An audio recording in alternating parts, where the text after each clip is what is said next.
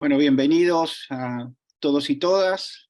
Como saben los que han seguido los encuentros que hemos tenido hasta ahora en el marco de este curso, este ciclo que estamos desarrollando desde ASAI, esta fue inicialmente prevista como el cierre del ciclo de charlas sobre las tradiciones políticas en el siglo XX. A raíz de un problema que tuvimos con uno de los expositores, en realidad va a ser la penúltima, porque el jueves que viene vamos a tener el encuentro que estaba previsto con Mark Healy. Pero bueno,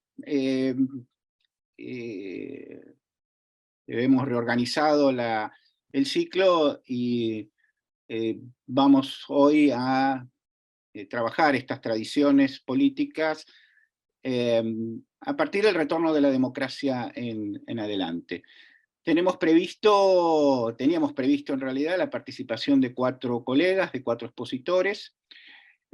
La primera expositora que teníamos previsto, que es Gabriela Águila, está con un problema, hay un corte de luz generalizado en Rosario y sus alrededores y no ha podido aún conectarse. Así que vamos a iniciar el encuentro con la exposición de Marcela Ferrari. Yo voy a hacer una breve presentación de los 4 expositores y después le voy a dar la palabra a Marcela. Tenemos previsto aproximadamente alrededor de 15, 20 minutos para cada una de las exposiciones y después vamos a dar espacio para las preguntas y para el intercambio entre los expositores también. Así que yo la voy a presentar, presento a Gabriela también, y bueno, esperemos que antes de que termine la ronda de las exposiciones pueda también conectarse. Gabriela Águila es doctora en Historia por la Universidad Nacional de Rosario, es profesora titular de Historia de América III y directora de la Maestría en Historia Social Argentina y Latinoamericana de la Facultad de Humanidades y Artes de la Universidad Nacional de Rosario, y es investigadora principal del CONICET con sede en el Instituto de Investigaciones Sociohistóricas Regionales. Marcela Ferrari es investigadora del CONICET y es profesora titular de Historia Argentina II de la Universidad Nacional de Mar del Plata y directora del Instituto de Humanidades y Ciencias Sociales del CONICET y la Universidad Nacional de Mar del Plata. Roy Ora es doctor por la Universidad de Oxford, investigador principal del CONICET y profesor de las universidades de Quilmes y San Andrés. Y Andrés Malamut es politólogo e investigador principal en el Instituto de Ciencias Sociales de la Universidad de Lisboa. Así que les agradezco a los 4 la participación en este ciclo y le doy la palabra a Marcela Ferrari. Hola, ¿qué tal? Muy buenas tardes a todas y todos. Muchas gracias a Saí, muchas gracias Pablo y Beatriz por la invitación a participar en este ciclo de seminarios que realmente viene siendo muy fructífero, ¿no? Lamento lo que le pasó a Gabriela, que no puede estar por aquí, y lamento también que no haya estado Mark Healy, porque pienso hablar sobre la tradición política que existe del peronismo, y me encuentro con la 2020.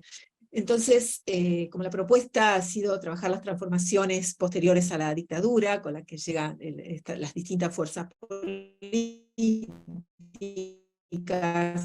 las modificaciones en los 90, el impacto después de hacer algunas precisiones, siendo que vengo de una tradición, si de tradiciones vamos a hablar, que trabajó la organización política, mucho más que la cuestión de estas tradiciones. Lo que sí quiero decir es que, apurada como estoy por los 15 minutos que me corren, es que voy a decir aquello que los actores consideran de sí mismos, o sea, la autorrepresentación que ellos hacen de la tradición. No voy a trabajar categorías analíticas, no voy a hablar de categorías analíticas de lo que se dice sobre el peronismo, sino cómo se identifican, partiendo del supuesto que sí existe una tradición y sin entrar a discutir de qué se trata, porque no estamos en el momento formativo de una tradición política, sino que ya están incorporados en ella, y sí pensando qué es lo que articula la diversidad, ¿no? La diversidad territorial, la diversidad en los distritos, la diversidad de prácticas, de corrientes internas, Y la diversidad que contiene ese enorme movimiento, que como dijo Pierosti, está tan extendido de la arriba hacia el abajo de la escala social y de la izquierda a la derecha ideológica dentro del movimiento. Teniendo en cuenta que una tradición y casi una identidad se nutre de símbolos, entre los cuales están contenidos los liderazgos, se nutre de fechas fundacionales y también de una diferenciación frente al otro, y que esa tradición es dinámica, va variando, no obstante lo cual establece como una especie de iván, un umbral mínimo, en el que el conjunto de ese movimiento que está cambiando y que se está transformando permanentemente, se reconoce, y entonces hay una articulación que establece permanencias en un permanente movimiento de cambio.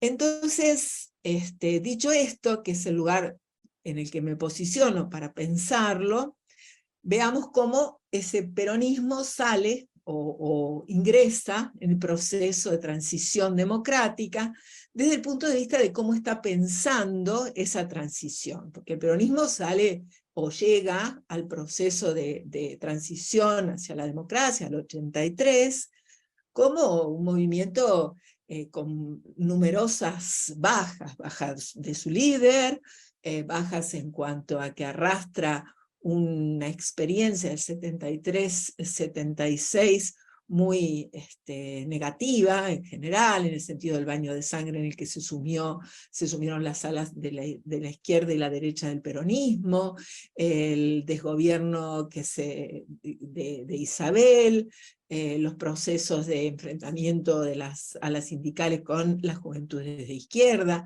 luego cómo lo diezmó a los sectores más progresistas dentro del peronismo y a los sectores de las organizaciones armadas en terrorismo de Estado. Entonces, llega un peronismo con bastantes bajas y muy fragmentado en por lo menos 4 corrientes. ¿Cuáles son algunas de las cuestiones ideológicas o cuestiones que hacen a esta tradición, que se reivindican? Y para eso tomo algunos de los puntos que están presentes en la plataforma del peronismo de Capital Federal, por ejemplo, ¿no es cierto? Por supuesto que toman la cuestión doctrinaria, los 20 puntos, las 20 verdades de la doctrina peronista, recordarán algunas, ¿no es cierto? Primero la patria, segundo el movimiento, tercero los hombres, o las 3 banderas, una nación políticamente justa, socialmente justa, económicamente libre, políticamente soberana. Otros elementos que son los elementos simbólicos, fechas simbólicas, que a las tradicionales del 17 de octubre o del retorno de Perón ya le están agregando algunas otras, como por ejemplo la presentación de los dirigentes peronistas ante la Comisión Interamericana de Derechos Humanos, o para marcar una distancia frente al otro, el hecho de que Lorenzo Miguel estuvo 5 años en prisión para ir respondiendo a la cuestión del pacto militar sindical. Y bueno, ¿qué se atribuyen? Se atribuyen la ampliación de derechos sociales, las obras sociales, las vacaciones pagas, el aguinaldo, el hecho de haber puesto en práctica las colonias infantiles, las protecciones por despido, los derechos por salud, la vivienda, la educación, todas estas cuestiones, ¿no? Como diciendo, el peronismo fue un movimiento transformador, revolucionario, que dio derechos a los humildes. Esto se revierte en los 3.400.000 afiliados que tiene el peronismo y que lo hacen el partido más grande de Occidente. ¿Y quién es el otro? Aparece desdibujado. Aparece desdibujado por defecto. El otro es la cárcel, la muerte, la destitución, la difamación, los que proporcionaron cuadros a los gobiernos militares. Todos estos son los otros. Cuando uno mira, después del proceso de renovación peronista, que fue gestado por la derrota militar, no ha cambiado mucho la tradición que recuperan, porque lo primero que dicen es que renovarse no es renunciar a las esencias. Entonces, ¿qué recuperan? Recuperan el movimiento nacional, popular, social, federal, con plena justicia social, las figuras emblemáticas de Eva y de Perón, la producción de transformaciones sustanciales entre la sociedad y el Estado, recuperan la unidad sin negar la pluralidad, todo el proceso de ampliación de derechos. Lo que sí,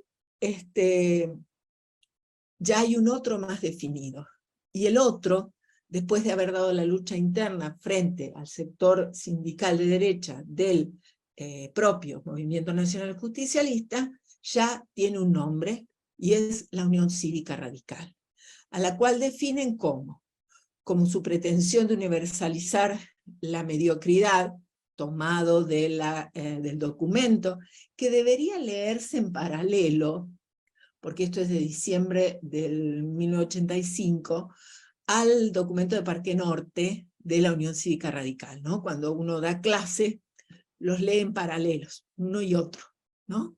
Para confrontar. Pero en este caso no hay tiempo. Rechazan su cultura política, sus tecnócratas, su aptitud meramente electoral, impugnan las reglas y el posibilismo, y su no capacidad de transformar. Eso es una convocatoria que están haciendo después de un fuerte proceso interno de transformación del peronismo, y como les decía al principio, es lo que convoca al conjunto de los peronistas, o lo que desde donde intentan convocar, para volver a devolverle al peronismo la competitividad perdida, mirando a las elecciones del 87 y mirando al 89. Un 89 que para esa misma renovación va a traer sorpresas, porque esa renovación que se pensaba en términos del cafierismo, en términos de Chacho Álvarez, se encuentra con una sorpresa porque no estuvo bien mirada, porque no se miró desde la construcción interna que venía haciendo Menem desde temprano, a la que no me voy a referir en este momento. Si quieren lo dejamos para después, porque no quiero ser injusta con mis colegas que están esperando. Y lo que produce Menem, una vez llegado al poder, y aún antes de llegar al poder, es una gran reconfiguración, no tanto de la idea peronista. Lo que él sí hace es una gran reconfiguración de la política del peronismo, no tanto de las ideas. Es una gran reconfiguración política, aceptando las medidas liberales del consenso de Washington, pero el impacto que tiene la llegada de la figura de Menem es en términos de reconfiguración del mapa político, tanto del peronismo como hacia afuera del peronismo. Dentro del peronismo va a ser, primero, de aceptación, que le ganó a Cafiero, de circulación de dirigentes que se van a trasladar hacia ese sector, desde el sector cafierista hacia el sector menemista, y una vez que esté en el gobierno, de decisión de un grupo que va a reaccionar contra las ideas neoliberales y contra los indultos. Básicamente son esos dos puntos los que van a cuestionar, y se van a separar, conocidos ya como el Grupo de los 8, pero esto recién a comienzos de los 90. Pero dentro de las fuerzas minoritarias que vienen formando frentes con el peronismo, porque esta es otra tradición que el peronismo retoma muy tempranamente, en la década del 80, en el 85 ya, se producen reconfiguraciones en las fuerzas minoritarias, como decía, en la Democracia Cristiana, en el Partido Intransigente, que son aquellas fuerzas que están mirando al peronismo o que ya están formando parte de las coaliciones con el peronismo, con estos frentes. Y van a dar lugar, esa llegada de Menem al poder, a la formación de un proceso muy interesante, poco trabajado, bueno, yo he trabajado con otro colega en este proceso, que es la cuestión germinal de lo que va a derivar después en el frepaso y más tarde en la alianza, que es un debate muy fructífero de fines de la década del 80 y comienzos de la del 90, en la que intelectuales y políticos de distintas matrices de pensamiento, socialista, demócrata cristiana y nacional popular, van a estar confluyendo acerca de lo que se podría ver como un conjunto de preocupaciones con sensibilidad de centroizquierda, progresista, que va a ir evolucionando hacia estos frentes que les fui anunciando. Pero Menem, en el caso que estamos viendo para esta década, ¿qué hace con la tradición peronista? Opera un giro discursivo. Ya sabemos cómo aplica las políticas y de algún modo es muy ilustrativo el clásico artículo de Gerchunov y Torre Gerchunov sobre por qué son aceptadas las políticas, ¿no es cierto? Por esta cuestión de las mejoras materiales, por el impacto hiperinflacionario y también por las credenciales peronistas que tiene. Pero desde el punto de vista discursivo, es interesante el tema de la enunciación peronista, ¿no?, con la que él transmite estas medidas neoliberales, seguir el mensaje de Eva, no hacer oposiciones inoperantes. En segundo término, la cuestión de la promesa, ¿no?, de la promesa, esta Argentina, ya en el discurso de Asunción, ¿no?, de Borges y Marechal, de Rosas y del Facundo, ¿no?, esta Argentina unida, llevar el unidos a todos, a una Argentina más amplia. Y finalmente el discurso de apropiación del adversario, que de algún modo ya el otro no va a ser ni la oligarquía del comienzo, ni tampoco el radicalismo de la renovación, sino que el otro, si está de algún modo, va a ser apropiado. En el 95 Menem dice, miren qué maravilla lo que hemos hecho, que los empresarios, los que antes uno diría que estaban en contra del peronismo, ahora están con nosotros. Proceso que si uno analiza los resultados electorales de quienes están apoyando al peronismo, se ve claramente, ¿no es cierto? Estos sectores comienzan, junto con los sectores tradicionales de apoyo al peronismo, a dar su conformidad. Paso rápidamente, tercera coyuntura que nos propuso Pablo, al 2001. 2001, crisis prácticamente terminal, acuerdo, estallido social quizás. Acuerdo dual de Alfonsín para poder salir de esa tremenda situación, acuerdo con la Asamblea Legislativa, asunción de Duhalde, sabemos la operación política que hace Duhalde de poder canalizar distintas fracciones o la fragmentación del peronismo a través de esta operación instrumental de la ley electoral que le permite presentar 3 candidatos al peronismo. Sabemos las condiciones en que asume Kirchner y cómo comienza esa construcción de Kirchner separándose del dualdismo con vocación hegemónica, restituyente. ¿De qué? ¿De qué vocación? Bueno, restituyente de la centralidad del Estado, y ahí vuelve a recuperar aquellos elementos de la tradición peronista, como garante de la ampliación de derechos, y por otro lado, de la tramitación cotidiana de la contingencia, que le van planteando los movimientos sociales surgidos o emergidos de la fragmentación social que se fue generando durante el peronismo, y hacia donde se canalizaron numerosas de las afiliaciones que ya la política tradicional de partidos no contenía,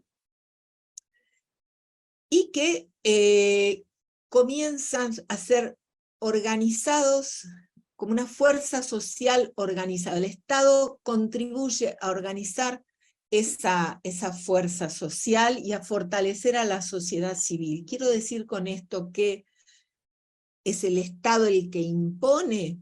La verdad que conociendo los movimientos sociales, después de ciertas experiencias de investigación que realicé durante la pandemia, no lo puedo creer desde la propia experiencia, pero se puede poner en discusión. Ese proyecto político de voluntad hegemónica con una vocación restituyente me parece que, fíjense que acá ya casi que me fui de lo que prometí al principio, de decir solamente lo que veía, cómo se autorrepresentaban, porque en ningún momento se autorrepresentan de esa manera, ¿no?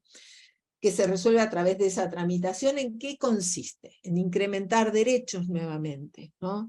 Derechos humanos, trabajar sobre los derechos humanos, sobre los derechos de las minorías, trabajar sobre los servicios de comunicación audiovisual, sobre un uso diferente de los espacios de memoria, crear la Secretaría de Derechos Humanos, un tratamiento diferente hacia los colectivos LGTBQ+, matrimonio igualitario, leyes de identidad de género. ¿Y cómo se hace esto? Se hace a través de leyes y movilizando a los colectivos en paralelo, ¿no? ¿Y el otro quién es en este caso? Bueno, el otro son los grandes medios, ¿no? Y ahí se opera activamente desde el Estado, no es solamente una denuncia, sino que se pasa a la acción a través de la ley de medios, lo que genera grandes enemistades. ¿Cómo reposiciona al Estado, ¿no? Bueno, reposiciona al Estado mediante nuevos sindicatos, mediante nuevas relaciones con los sindicatos, a partir del año 2003, impulsando la negociación colectiva. Hay una nueva distribución de la renta entre capital y trabajo, y con posterioridad en los sucesivos gobiernos se siguen incrementando otras leyes como la Asociación Universal por Hijo, para reparar la situación de los trabajadores excluidos, Conectar Igualdad, se vuelve al sistema de solidaridad de reparto entre las jubilaciones, en las jubilaciones, y bueno, la política se toma a partir de decisiones que estabilizan algunas de las prácticas políticas. Bueno, yo me permito llegar hasta acá, no voy a seguir, dado el momento previo a las elecciones, me permito no tomar el cuarto punto que nos propusieron, y porque, bueno, esto es una asociación argentina de investigadores en historia, y tengo redes sociales como para expresarme cuando quiera con respecto a lo que pienso, y les agradezco, pero paso del cuarto punto. Pero puedo hablar después, pero paso sí. de Después decir. con las preguntas a lo podemos conversar. Bueno, Y creo que llegué bien con el tiempo. sí, sí. Gracias, Marcela. Bueno, le dejamos la palabra ahora a Roy. Muchas gracias, gracias por la invitación. Un placer estar acá con estos colegas, además, en esta mesa, o no sé cómo se llama en Zoom. Es un tema difícil de abordar, tiene muchas aristas.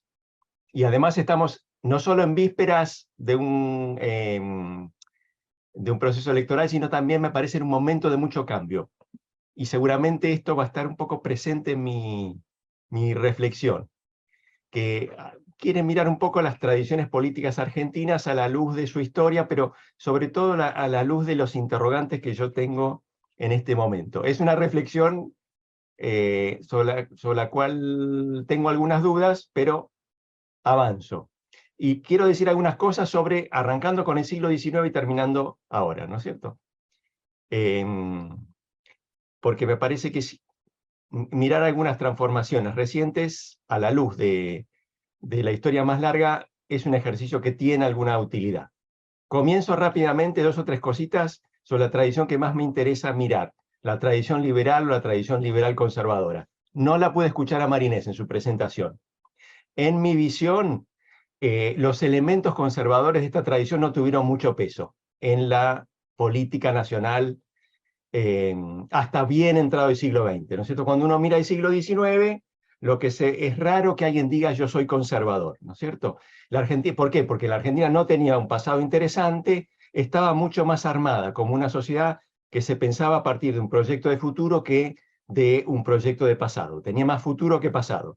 Pesaba más la palabra progreso que la palabra conservar. Fíjense que el primer partido conservador recién aparece en 1908, es decir, en un momento muy avanzado del proyecto más importante del grupo dirigente de ese momento, que es la construcción del Estado y del orden liberal, ¿no? Y me interesa marcar un punto que no es original, pero que me parece importante señalar, es que cuando uno mira Europa, y simplificando mucho, el liberalismo, la tradición liberal se construyó en oposición al poder del Estado, al poder aristocrático, al poder monárquico, y por tanto puso mucho más en el centro a la reflexión sobre la cuestión de la limitación del poder. En cambio, nuestro liberalismo fue por sobre todas las cosas un liberalismo de gobierno, un liberalismo cuyo programa era la construcción del Estado. Es decir, muy sensible al problema de la construcción del orden político, mucho más que de los derechos individuales, de las libertades públicas, ¿sí? Su misión fue más bien promover el orden y el progreso, más que defender al individuo. Se acostumbró a pensar las sociedades de arriba y le dio un papel muy importante al Estado como agente de transformación social. Basta pensar en la escuela. Entonces yo creo que esta idea del Estado intervencionista, entre comillas, del comienzo, siguió firme hasta muy tarde, y ayuda a entender el costado modernizador del conservadurismo, por ejemplo, en los años 30. Su disposición a innovar en el plano, por ejemplo, de la política económica, de la regulación de la economía. Y eso, por supuesto, también tiene un lado oscuro, porque me parece ayuda a entender por qué los conservadores avanzaron muy livianos de cuerpo, sin muchas dudas, más tarde por el camino del fraude electoral, la idea de una sociedad que tenía que ser tutelada. Bueno, una cosa muy rápida sobre el socialismo, que lo describió muy bien Ricky. ¿Qué quisiera agregar ahí, poner sobre la mesa, que me parece que ayuda a entender periodos más contemporáneos? Y es el hecho de que al socialismo no le fue bien en nuestro país. ¿Sí? Fue siempre una fuerza minoritaria, y yo creo que el problema tiene sobre todo que ver con el hecho de que la idea de un partido de clase que representa intereses de los trabajadores no era muy atractiva en una sociedad con mucha movilidad social, como fue la Argentina durante mucho tiempo, la Argentina en la que al proyecto socialista le tocó jugar su suerte, y además en la que tenía un sistema político mucho más abierto, un sistema legal sobre todo, mucho más abierto de lo que le gustaba decir a los socialistas, ¿no es cierto? Es decir, un capitalismo pujante, con altos salarios, con mucha inmigración, significa, creo yo, casi siempre, como es en el caso de Estados Unidos también, un terreno poco fértil para la prédica clasista. Y eso lo llevó al socialismo a, sobre todo, la defensa de un mundo de valores más abstractos, más asociados con las clases medias. Mejor le iba a ir a la Unión Cívica Radical, ¿cierto? Porque empujaba una agenda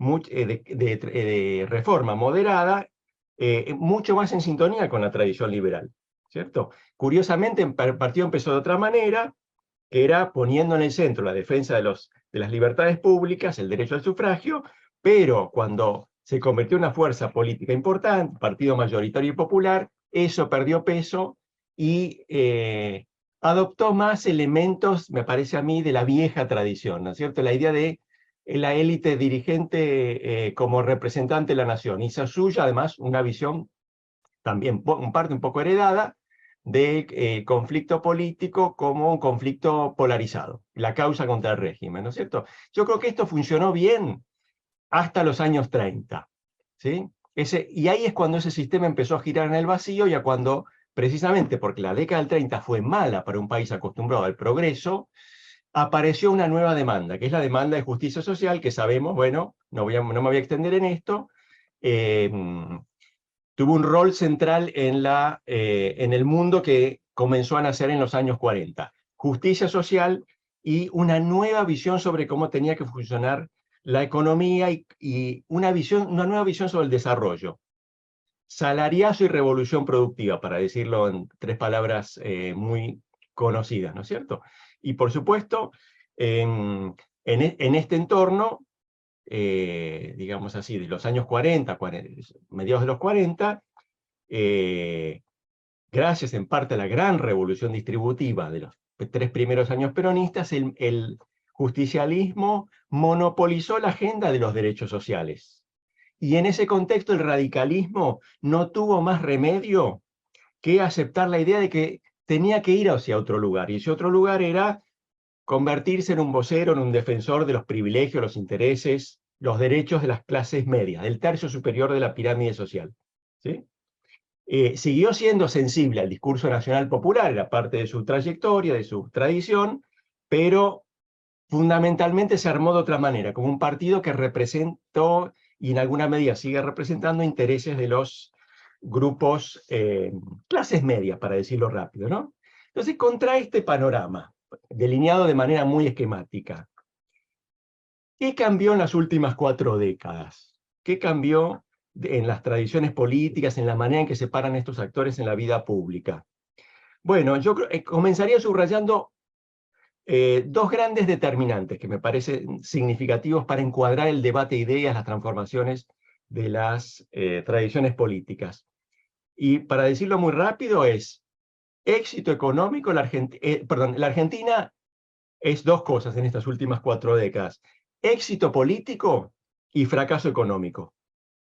¿Y esto qué significa desde mi punto de vista? Significa que, en esencia, vamos a tener a los mismos actores que teníamos en el 83 o un poquito antes. Si uno mira quiénes son los grandes protagonistas de la vida pública, son más o menos esos.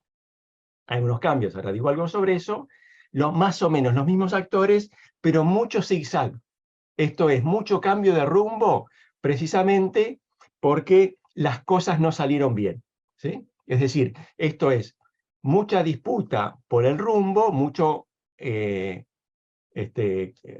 cambios muy abruptos, mucha de retórica en torno a la necesidad de actualización, modernización, y por supuesto también retórica en torno a la idea de traición, ¿cierto? De aquellos que no siguen el proyecto de actualización del nuevo grupo dirigente. Bueno, sobre la cuestión del fracaso económico no quiero decir nada, ¿no? Sobre la cuestión del éxito político, 2 o 3 cositas muy rápido. Uno, es notable, me parece a mí, el éxito político de la Argentina en términos fundamentalmente de construcción de una democracia pluralista, una democracia constitucional, ¿sí? Todos pueden presentarse, no hay fraude, las elecciones tienen lugar sin grandes proscripciones.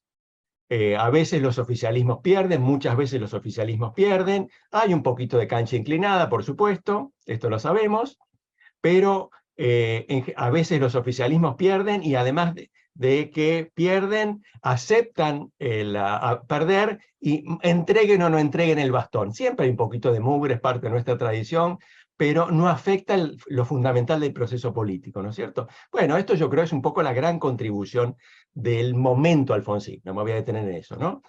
Pero me queda una pregunta para la cual no tengo respuesta, que es, ¿por qué le fue tan bien a la democracia argentina? ¿Por qué fue tan sólida? No tengo una buena respuesta. ¿Por qué? ¿Y por qué me parece la pregunta es significativa?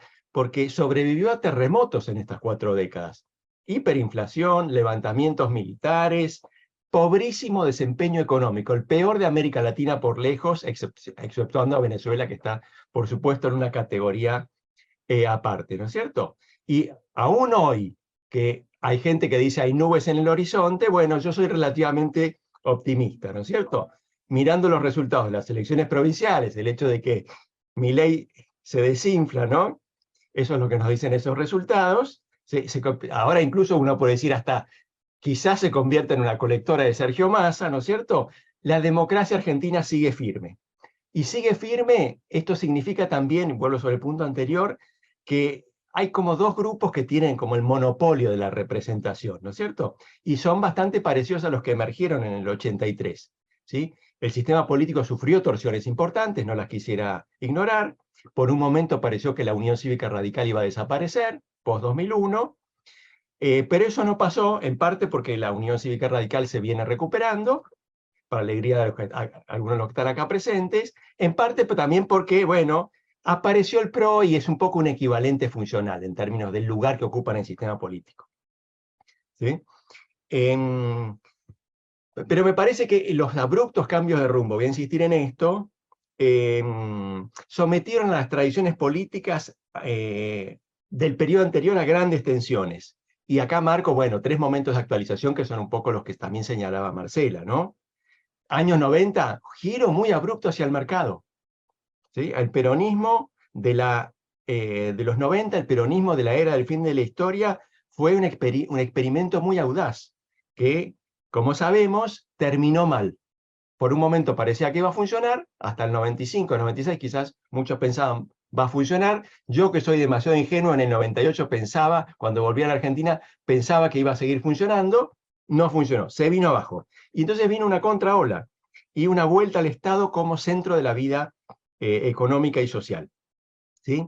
Una suerte como de retorno a las fuentes. Y eso también fracasó, ¿cierto? O por lo menos le pueden poner el adjetivo que quieran, agotamiento, declinación, fracaso de la Argentina kirchnerista, que dio lugar a otra contraola en la que estamos ahora. ¿Sí? Y probablemente hacia el futuro un momento de cambio. Estamos ante el fin de la tradición política estadocéntrica que inauguró el liberalismo del que yo hablaba hace un ratito, hace algunos minutos. Bueno, hay un gran historiador argentino, Tulio Alperín, escribió un libro en el 94 que se llama La larga agonía de la Argentina peronista, que dijo, se acabó. Ya ese mundo es pasado. Tulio es mucho mejor historiador que yo, pero por lo menos aprendí algo. Como yo vengo después, digo, no me voy. Un poco de cautela. Tulio se equivocó, ¿no es cierto? Cuando dijo eso. Se equivocó, un poco de cautela.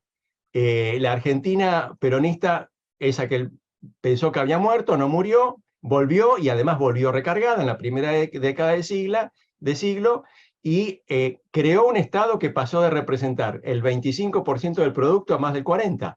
¿Sí? Así que bueno, eso quizás en el futuro puede pasar. Puede pasar porque dentro de algunos años está Vaca Muerta, el litio, todos esos espejismos que nos venden, pero que quizás hacen que estas transformaciones que hoy parecen inexorables, bueno, se revelen mucho más limitadas en términos de orientación y de retórica pública, ¿no es cierto? Hay que ser cautos, pero en todo caso diría dos o tres cosas para terminar. Si tengo 5 minutos, Pablo, 3 minutos.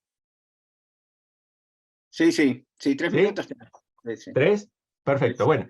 Entonces diría lo siguiente, esa tradición política, digamos así, que tiene en su centro la justicia social, que está articulada en torno a la idea de un país industrial, proteccionista, con trabajo formal para todos, con un Estado muy grande, está malherida, ¿no es cierto? Y el intento kirchnerista del peronismo del siglo XXI de revivirla terminó mal, ¿sí? Por varias razones. Una muy importante es que, bueno, creo yo, no puede funcionar en la era de la globalización, y esto significa, entre otras cosas, porque las aspiraciones populares de la era de la globalización son muy distintas a las de aquel tiempo, ¿no es cierto? La canasta de consumo popular es muy distinta a la de los años peronistas, ¿no es cierto? Las nuevas generaciones quieren celulares y ropa importada, vehículos importados, sueñan con un mundo muy distinto al de los años peronistas tradicionales. Entonces creo que es muy difícil pensar en términos de justicia social y de soberanía económica en los términos en los que se pensó. Y en segundo lugar, por supuesto, porque el muy fuerte incremento del gasto público, el tamaño del Estado, no logró evitar que un montón de gente quedara en el camino, y no logró, digamos así, integrar el mercado de trabajo, ¿sí?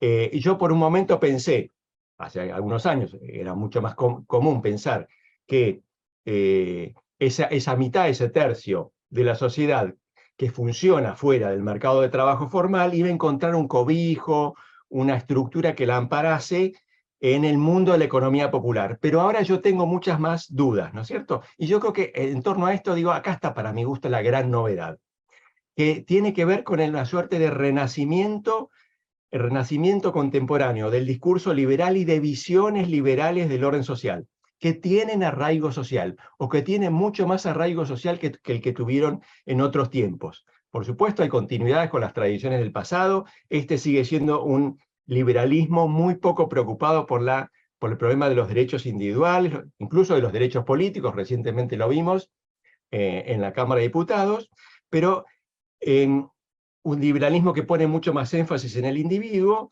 pero un liberalismo que sin embargo tiene atractivo popular, ¿no es cierto? Y esto yo creo que se vio un poco en los años del gobierno de Macri. Hay distritos del conurbano, Lanús 3 de febrero, pintados de amarillo, ¿no es cierto?, que le propusieron a sus votantes no un avance por el lado de la justicia social, sino una nueva retórica centrada en otras cosas, ¿no es cierto?, que es: yo te doy una mano para que vos salgas adelante.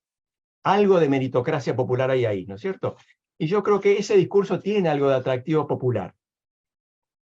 Y no creo que el hecho de que el PRO haya sido derrotado en las elecciones del 2019 haya hecho que esto desaparezca. Me parece que más bien lo contrario, y en ese sentido creo estamos asistiendo, quizás, signo de interrogación, varios, a la emergencia de una suerte como de liberalismo popular, que tiene por primera vez, creo por primera vez, componentes antiestatistas muy arraigados. Hay gente que lo ve por el lado de, bueno, es producto de una década de estancamiento, cansancio con la política, todas estas cosas, ¿no es cierto? Pero yo le daría un poco de... le prestaría un poco de atención a los que argumentan que estamos asistiendo a una transformación más de fondo asociada a fenómenos de cambio social, ¿sí? Cambios estructurales en el mundo del trabajo y en el mercado de trabajo, ¿no es cierto?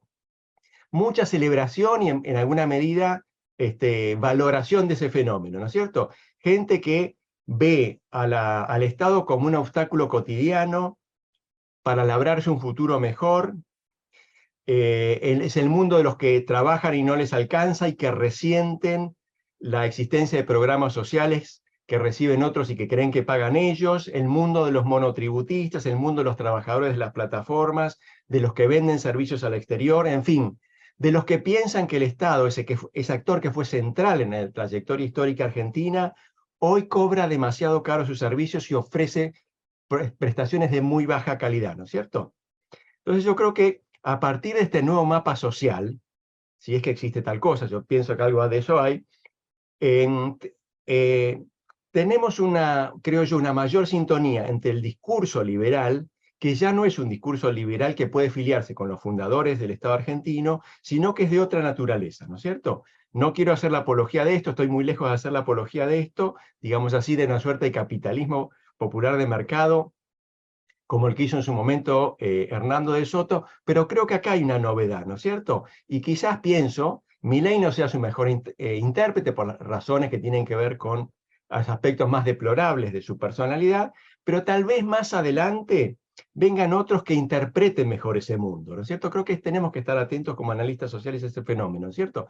Y cierro con esto, me parece que ese es el cambio más importante en el mapa ideológico argentino del siglo XXI. La principal novedad, el hecho de que en el plano de las tradiciones político-ideológicas que animan nuestra vida pública, hoy hay un lugar para el liberalismo. Un liberalismo que es distinto al anterior, pero que no es un fenómeno solamente de la isla, del barrio norte o del 5% superior de la pirámide social. Muchas gracias. Gracias, Roy. Bueno, y vamos a darle la palabra ahora a Andrés Malamud. Es un placer estar acá. Son muy generosos ustedes, historiadores, en invitar a un politólogo. Así que estuve tratando de pensar qué es lo que podía contribuir, que aportase una visión diferente. y me parece que no es tan complicado, porque los politólogos vemos el mundo diferente, generalmente distorsionado. Así que voy a sugerir tres cosas, tres partes del prisma por el cual enfocar el mismo fenómeno desde otro ángulo. El primero es que entiendo que ustedes se enfocaron en lo que cambia de las tradiciones políticas argentinas a lo largo del tiempo. Son historiadores, quieren saber qué cambió. Los politólogos lo que miramos es lo que se mantiene. Tradición. Y es hoy lo mismo que era antes. La segunda contribución quizás sea enfocarme en la comparación en vez de la periodización. Y la tercera, en la identidad en vez de la ideología. Ustedes creo que entienden tradiciones políticas, sobre todo un aspecto ideológico, y yo entiendo tradiciones políticas un aspecto identitario. Esto es coincidente con lo que propone Daniel Kahneman, psicólogo, premio Nobel en Economía, los engañó a todos, que sugiere que las actitudes son más importantes que las preferencias. Y entonces lo que voy a analizar es lo siguiente, muy brevemente. Primero, los 4 componentes, lo que considero que son las 2 principales identidades políticas argentinas, y después las 5 instituciones, o las 5 dimensiones institucionales, por las cuales estas identidades se mantuvieron a lo largo de 70 años, alguna de antes y otra de entonces. Bien decía Roy que el PRO es un equivalente funcional del radicalismo, y coincido. No porque lo sustituya ideológicamente, sino socialmente. Le capturó el electorado. Y esto es lo que para mí importa. ¿Quién te vota? Porque las banderas cambian. Y una década es Menem y otra década es Kirchner, pero los que los votan son los mismos. Empiezo entonces por los 4 componentes que separan las 2 identidades. La identidad peronista y la identidad no peronista. Muy simple. La identidad no peronista se define en función del peronismo. ¿Qué es lo que no es? ¿A quién odian? Y la primera es la clase. Los peronistas reivindican a los sectores populares, los no peronistas a las clases medias. Creo que ninguno tendría complejo en definirse de esa manera, como un representante de los sectores populares o de las clases medias. Los únicos despistados que todavía se sienten en la causa de los desposeídos son los radicales, a los cuales no vota ni un pobre. Segundo, los valores. Para el peronismo es el trabajo, desde el principio. El trabajo estructura a la sociedad, le da dignidad a la persona. Para los no peronistas es la educación.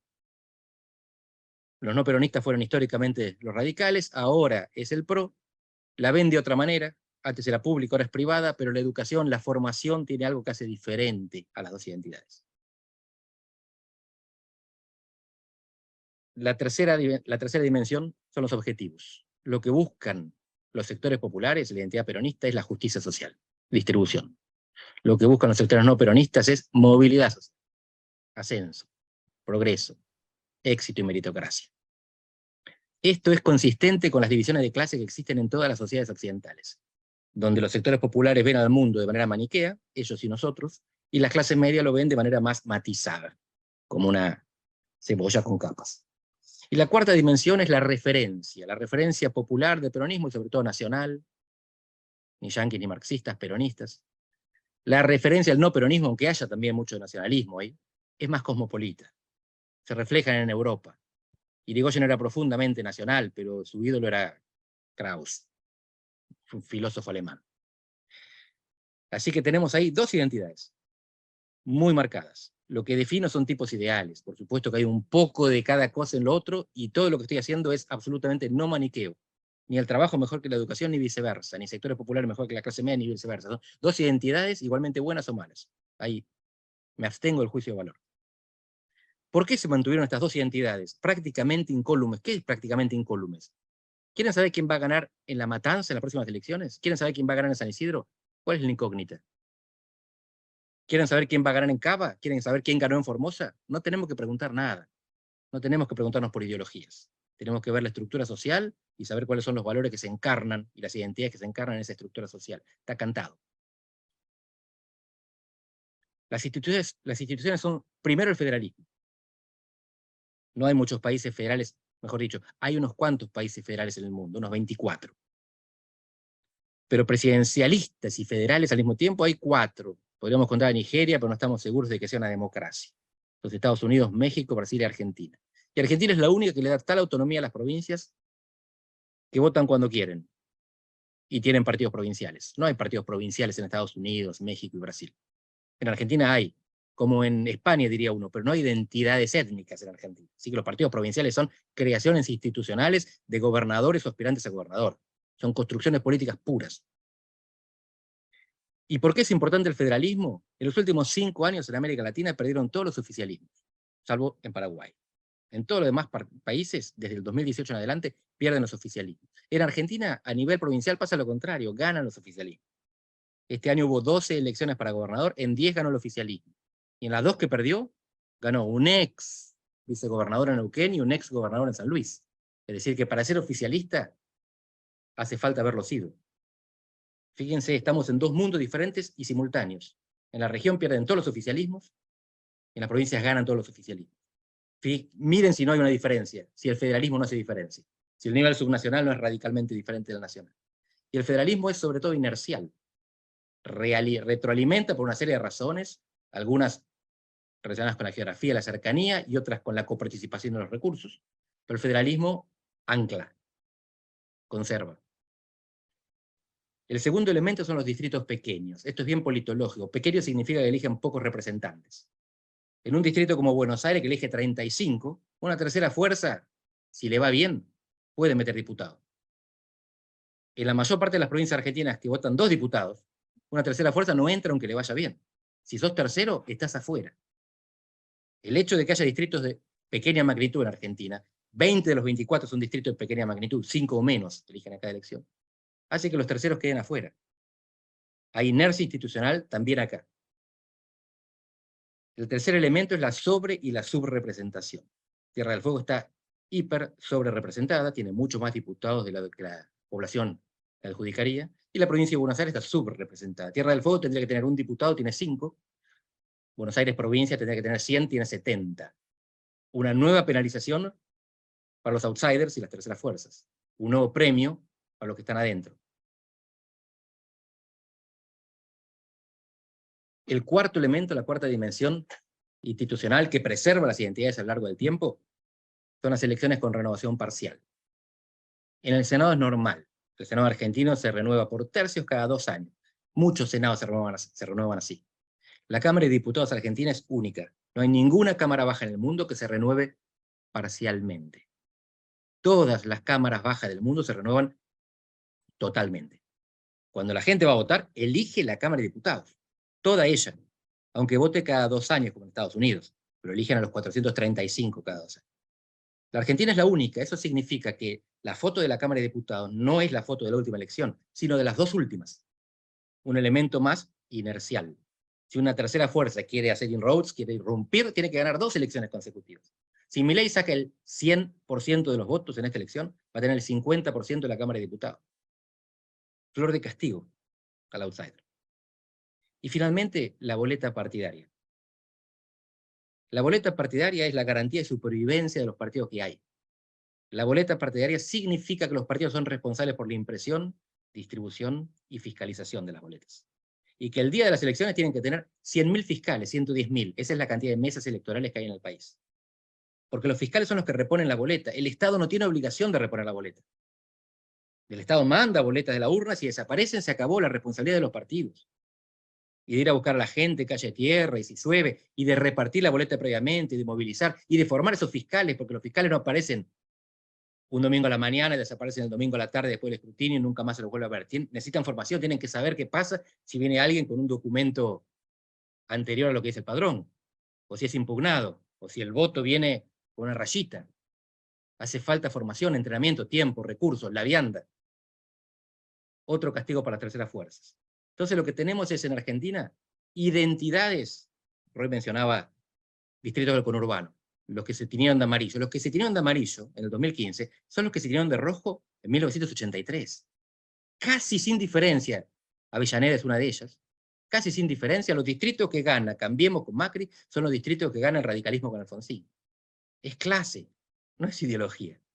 Alfonsín era socialdemócrata y Macri era liberal, pero es la identidad no peronista la que va a votar esta gente. Las ideologías cambian, las identidades no. Moró se cambia de partido.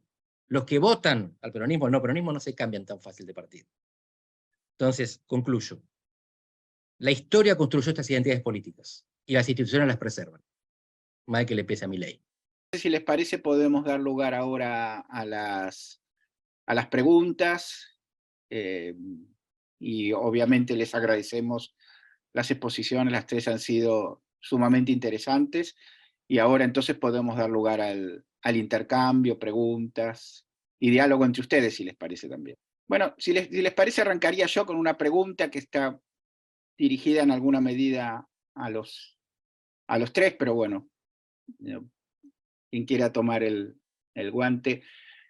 Quisiera hacer una pregunta sobre, pensando desde 1983 en adelante, en aquellas tradiciones que no lograron sobrevivir. Estoy pensando, o han quedado en un estado sumamente débil, de manera tal que no inciden en la política argentina contemporánea. Estoy pensando en el Partido Intransigente, estoy pensando en la Unión de Centro Democrático, en aquellas agrupaciones que no lograron sobrevivir, donde por ejemplo el PRO sí lo logró, ¿no? Entonces, bueno, la pregunta en principio viene, digamos, en relación a qué explicación podemos encontrar en esos intentos, ¿no?, de generar una opción distinta a las tradicionales de peronismo y radicalismo. Yo podría contestar algo sobre el Partido Intransigente. Sobre la UCD no he trabajado tanto, y son partidos que continúan muy debilitados, quizás como sellos, ¿no?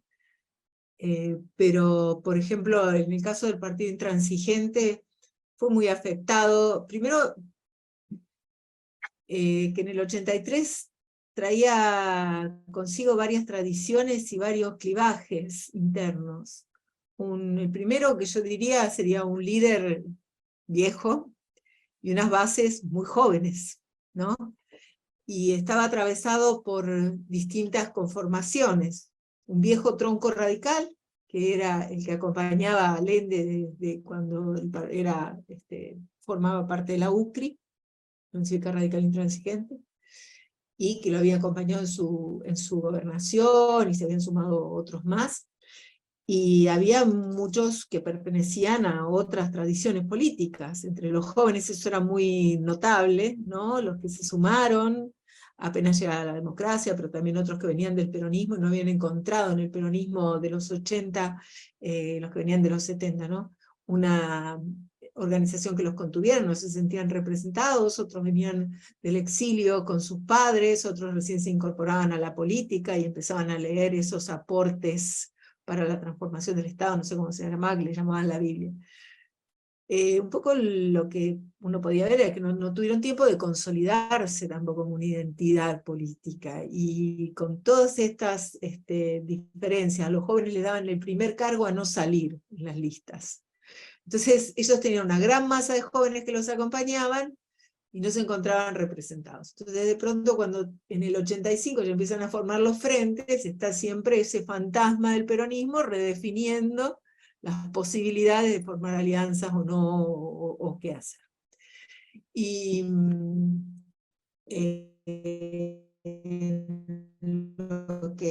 lo que había trabajado, lo que se veía era que algunos sectores querían formar el Encuentro Nacional de Liberación con grupos de izquierda, mientras que otros, los sectores más del viejo tronco radical, que querían querían formar algunas alianzas partidas dentro del mismo partido, y algunos propios miembros del partido lo vieron como una estampida revolucionaria. Y de pronto de allí salió también gente del movimiento Todos por la Patria, que pasaron a formar parte de otros sectores. Y cuando en el 89 Allende decide en el Frejupo con Menem, bueno, allí ya es como una gran debacle. En el 87 el partido ya pierde la condición de tercera fuerza nacional, y se van dispersando, ¿no? Es muy, muy difícil de mantener que no pueden fidelizar adhesiones porque no consiguen cargos, porque no tienen cargos, no tienen cómo fidelizar esas adhesiones, pero bueno, muchas de esas siguen en la juventud, siguen formando parte de algunos centros de estudiantes, siguen ganando esos espacios, pero no espacios de cargos concretos. Algunos consejos, municipales. No sé, Andrés, si has trabajado más ese periodo, la UCD, bueno, la UCD tiene como un auge, ¿no? Del menemismo y después baja. Agregaría un par de cositas más a lo que dice Marcela, enfatizando el hecho de que, bueno, esos dos mundos a los que hacía referencia Pablo son en alguna medida también están encuadrados socialmente, ¿no? Y creo que han ido moviéndose, han ido cambiando los nombres de aquellas banderas que lo representan, ¿no es cierto? Pues parece que no han desaparecido del escenario, sino que más bien a lo largo de estas 2 décadas, ese espacio social, ideológico, que en general coincide con el mundo urbano, clases medias, con más preferencias ideológicas en un sentido o en otro, clases medias altas en algunos casos, tiene una expresión política, ¿no es cierto? Entonces yo, por ejemplo, creo que podría rastrearse el desplazamiento de aquellos que en un momento se sintieron identificados con el partido intransigente 83-85, que después se movieron hacia el frepaso y que después fueron absorbidos por la interpelación kirchnerista, ¿no es cierto? Me parece que es el mismo mundo. Y lo mismo diría de los que están, digamos así, del otro lado de la frontera político-ideológica, ¿no? Y en ese recorrido, creo, por lo menos encontramos 3 o 4 estaciones. La primera, bueno, vos la marcabas, ¿no es cierto? UCD, pero después eso se llamó, creo, Recrear, si mal no recuerdo, el partido de López Murphy. Bueno, primero menemismo, por supuesto, no hay medio, ¿no? Después Recrear y después PRO. Y hoy bueno, hay que ver en dónde predomina, ¿no es cierto? Digamos, en qué lugar decanta ese voto, ¿no es cierto? Porque ahora hay muchas más opciones, y en parte porque el escenario político se corrió hacia la derecha, ¿no es cierto? Entonces yo lo que ahí, en síntesis, yo diría es, cambiaron un poco el nombre de las agrupaciones, pero el lugar en el espacio político me parece que sigue siendo bastante estable, ¿no? Y en este sentido yo estoy de acuerdo con lo que señalaba Andrés hace un ratito, enfatizando sobre todo el hecho de que los patrones de voto y en alguna medida la visión del país que predomina en nuestra sociedad es bastante estable, y más bien lo que cambia es el nombre de la oferta electoral. Qué lindo esto. Vuelve a atacar mi deformación profesional. Nosotros los politólogos tendemos a pensar en los sujetos relevantes, actores relevantes, partidos relevantes, que son aquellos que tienen una de 2 características: potencial de coalición o potencial de veto. Y todo lo demás no nos interesa. Entonces somos muy despectivos con los pequeños partidos. Y en este caso, Marcela y Roy mencionaban unos cuantos. Miren, yo tengo acá 8 hasta llegar al PRO, que ustedes mencionaron. El PI, la UCD, ambos en los 80. El Modín y el Frepaso, ambos en los 90. El ARI y Recrear, en la primera década del siglo XXI. Después aparece la Unión Celeste y Blanco, de Narváez. De Narváez no fue cualquiera, le ganó a todos juntitos, lo puso en fila a Néstor, a Scioli y a Massa, y les ganó a los 3 juntos. Y Sergio Massa, en 2013, Frente Renovador, le gana también. En las tapas de Clarín y La Nación, Sergio Massa era presidente 2 años después, y no fue, y ahora sí lo es por el peronismo. Así que 8 fracasos contra una victoria, el PRO. ¿Qué diferencia hay entre el PRO y todos los demás? Que el PRO sustituyó a uno de los 2. No hay lugar para 3. Esto como somos toda la misma generación, la guerra de las galaxias. Los Jedi son 2, el maestro y el aprendiz. Ni 1 ni 3. Hay lugar para 2. Las instituciones son restrictivas en Argentina. No te permiten candidaturas independientes, no te permiten que los nuevos partidos surjan con facilidad, no te permite cambiar de partido, te sanciona, no te facilita la vida en la siguiente elección. En Brasil 1/3 de los diputados se cambian de camiseta, se cambian de partido a lo largo de una legislatura, 1/3. Y está explicitado en la página web de la Cámara. No puede pasar lo que pasó en Perú, no puede pasar lo que pasó en Chile, en el sentido que no puede haber partidos que surgen de repente y ganan una elección. No pueden. ¿Cuántos senadores tuvo el PI? ¿Cuántos tuvo la UCD? 0, nada. ¿Cuánto estuvo el Modín? ¿Cuánto es el Frepaso? El Frepaso consiguió un poquito porque se alía con el radicalismo. El Frepaso casi hace la gran PRO, solo que el radicalismo estaba vivo todavía. El PRO se aprovecha de la muerte cerebral del radicalismo en la región metropolitana. El PRO es el radicalismo, electoralmente, socialmente. El PRO son los electores radicales con la dirigencia peronista, con el marketing moderno de Durán Barba. Eso es el PRO. Pero los que votan al PRO son los que votaron al radicalismo antes. Es el mismo perfil electoral, es la misma identidad política, no ideológica, política. ¿Qué va a pasar en el futuro? Hay lugar para dos. Si surge alguien con la suerte suficiente como para tornarse gobierno o gobernable, con capacidad de gobierno, es porque sustituyó a uno de los dos que están. Posiblemente en la misma identidad. O sustituyó al Partido Justicialista en la identidad peronista, o sustituyó a los que están ahora, junto por el cambio, como se llaman dentro de 2 meses, en la identidad no peronista. Las instituciones definen las identidades, o mejor dicho, les garantizan la supervivencia, a pesar de sus catástrofes, a pesar de su performance. Y la pregunta que hacía Roy antes, ¿por qué? ¿Por qué? Porque las instituciones no te dejan alternativa. Y no hay más militares. Antes eran 3 partidos en Argentina. Ahora no hay tercer partido. Se fueron. No existen más los militares como alternativa política. Quedan 2. Solo 2. Bueno, abrimos ahora al resto de los asistentes, las preguntas, consultas.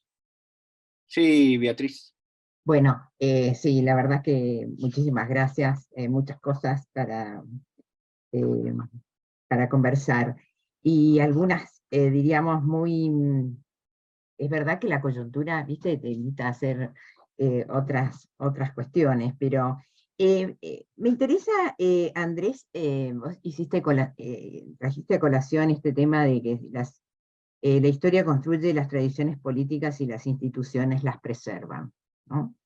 Es muy estimulante, y usaste como, digamos, como el gran organizador de esa institucionalización, apelaste al tema del federalismo, y antes hiciste hincapié, diríamos, en las asimetrías enormes entre la representación de los distritos chicos y los grandes. Más de una vez se han podido apreciar evaluaciones en torno al, diríamos, al gigante de 2 cabezas, la provincia de Buenos Aires, y emitido, digamos, discusiones y debates en si es posible dividir ese distrito, digamos, para hacer mejor el reparto, y qué hacer, ¿no es cierto?, con esa cuestión agravada, o por lo menos pronunciada, ese problema, ¿no es cierto?, con la reforma constitucional que creó del 94, que creó el distrito único, y modificó el viejo reparto, ¿no es cierto?, en donde los distritos provinciales, digamos, cada provincia era un distrito. Entonces, bueno, ¿te parece realmente, más allá de los deseos y que puede haber en algún momento voluntad política para hacer una reforma institucional de esa magnitud? Eso por una parte. Después me pareció súper interesante y estimulante, Roy, esta cuestión de que hay un nuevo liberalismo, y sobre todo, bueno, este tema de que el liberalismo en algún momento fue popular, que los conservadores llegaron muy tarde al escenario político. Vos citaste muy bien el Partido Conservador de Buenos Aires. En Mendoza hubo una sola vez un partido conservador, que fue en 1918, que justamente se crea como partido conservador digamos, cuando los radicales son competitivos, en el 18, para las elecciones provinciales que gana el Encina. Es realmente importante.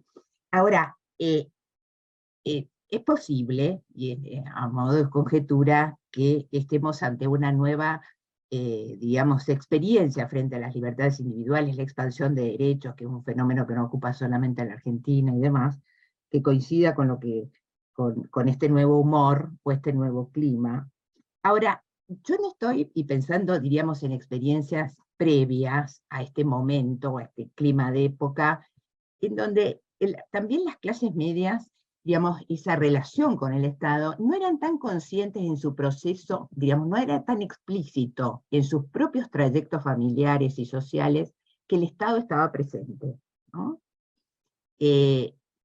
previamente, digamos, como que el papel del Estado en la promoción, no solamente en la educación pública, sino en la promoción del bienestar que alcanzó a las clases medias, y esta es la pregunta, sí, también ocupó otros momentos históricos, y que en general es atribuido el papel del Estado diríamos, a las mejoras y a las promociones de las clases populares, pero no de los sectores medios.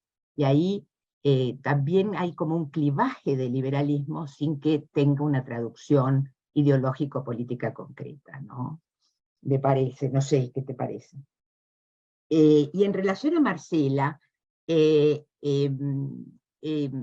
tema de la renovación peronista, y también pensándolo en términos de los espacios subnacionales, digamos, antes del menemismo ya habían experiencias, diríamos, renovadoras en espacios provinciales, ¿no? Digamos, antes que el menemismo, después que Menem gana las elecciones y que termina modificando de su eslogan a la política práctica y a las políticas públicas, la experiencia de los equipos renovadores en gobierno, no solamente como programa a futuro, sino en gobierno, introducían el tema de reformas del Estado, etcétera, etcétera, y privatizaciones en vísperas de lo que fue, la era menemista, ¿no? Y ahí, de vuelta, esta cuestión que muchas veces se han conversado en nuestros foros de trabajo, en mesas de trabajo, mi pregunta tiene que ver, o por lo menos el comentario, en el peso que tienen, diríamos, como anticipatorias muchas veces los espacios provinciales en algunos lineamientos que luego adquieren un carácter más general, que traspasa las fronteras de la provincia. No sé si podemos conversar sobre eso. Gracias, Beatriz. Bueno, como sabéis, el tema de la provincia de Buenos Aires me obsesiona casi tanto como a Roy. ¿Y qué posibilidades tiene una reforma de división o similar? No. Hay propuestas. Hubo una de la fórmula presidencial del radicalismo en 2015. Sanz Liach. Lucas Liach, otro obsesionado con el tema, lo expuso con dibujitos en un pizarrón transparente y fue parte de la propuesta de la plataforma del radicalismo en ese paso que el radicalismo pierde. Así que no fue una fórmula presidencial, fue una precandidatura presidencial del radicalismo en la que se la sostuvo. Esteban Bullrich publicó un libro sobre la reforma de la provincia de Buenos Aires. Y José Otavis, senador provincial bonaerense del kirchnerismo, presentó también una propuesta. Así que hay una cierta transversalidad en la inquietud. Todas relativamente irrelevantes. Ni Bullrich, ni Sanz, ni Otavis tienen demasiado poder en las coaliciones que integran. Pasando las propuestas a los antecedentes, miren, no voy a hablar de los antecedentes de propuesta, los antecedentes de proyecto, voy a hablar de las veces que se dividió la provincia de Buenos Aires. Fueron 2. El otro día, hace bastante tiempo, Pablo Gerochunov preguntaba en Twitter, creo que fue Pablo, ¿no? ¿Cuándo alguna vez se dividió una provincia? Bueno, la provincia de Buenos Aires se le dividió 2 veces, una en 1880, y la otra en la década del 80, cuando se pasa la ley para crear a Viedma como capital. Las provincias de Buenos Aires y Río Negro ceden sus territorios, y la provincia de Buenos Aires cedió Patagones. Así como Río Negro cedió Viedma y Guardia Mitre. La cedieron, y el Congreso Nacional creó la nueva capital federal. Está la ley. Después se hicieron un indigesto y la mandaron a un cajón, que es donde descansa actualmente. No fue derogada esa ley. Hubo cesión de tierra, ¿sí? Marcela, ¿verdad? Vos estás al tanto de esto. Hubo cesión de tierra por parte de las provincias y hubo creación de un nuevo distrito por parte del Congreso que después fue completamente ignorado. Así que hay propuestas, hay antecedentes, y creo que nada de eso nos genera la ilusión ni por un momento de que puede ocurrir en el corto o mediano plazo. Las inercias son enormes, las ignorancias también, y sobre todo falta un diagnóstico. Los que se perjudican con este monstruo no se dan cuenta de que se perjudican. Los intendentes bonaerenses no se dan cuenta de que nunca van a ser gobernadores, cuando en cualquier provincia, cualquier intendente, sobre todo la capital, aspira a ser gobernador de su provincia. Y los líderes políticos quieren gobernar su provincia antes de la candidatura presidencial. En la provincia de Buenos Aires, todos los que aspiran a ser gobernador son segundones. Son segundones. Alfonsín no quiso ser gobernador. Cristina no quiso ser gobernador. Massa no quiere ser gobernador. Nadie que tenga aspiraciones a la provincia de Buenos Aires quiere gobernarla. La gobiernan los lacayos. que la gobernó Santilli, la gobernó Axel, la gobernó Vidal, le pusieron a Rucauf, le pusieron a Scioli. Es así, estructuralmente así. Y si no les importa a ellos, los ciudadanos, muchos no se preocupan, siguen viviendo, sigue siendo más atractiva la provincia de Buenos Aires para vivir que todas aquellas que pulsan población. La provincia sigue teniendo una serie de recursos, sobre todo basados en condiciones de vida, economía de aglomeración y subsidios.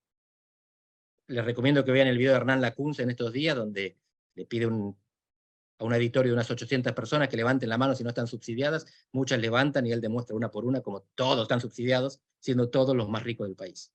Así que la provincia de Buenos Aires tiene esa ventaja todavía. Como somos muchos, estamos subsidiados porque votamos mucho, seguimos atrayendo a pesar de que supimos ser la provincia más rica del país y ahora creo que estamos en el ranking como número 10 en el PBI per cápita.